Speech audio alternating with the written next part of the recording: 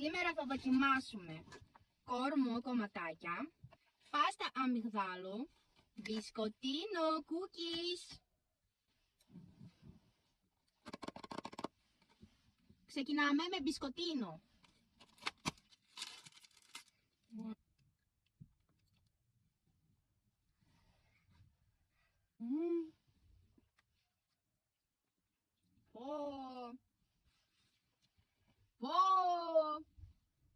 Πάστα αμυγδάλου.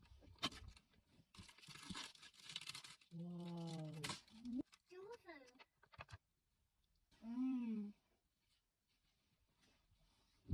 Είναι τέλειο και αυτό. Κάτι έπεσε. Απλά υπέροχο. Τόσο μαλακό. Τέλειο. Και τελευταίο και καλύτερο αφήσαμε τα κομματάκια κορμού.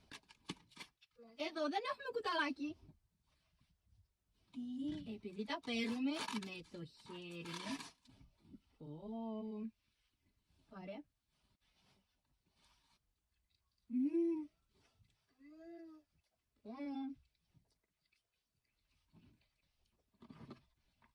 Είναι πολύ μαλακό, είναι τέλειο.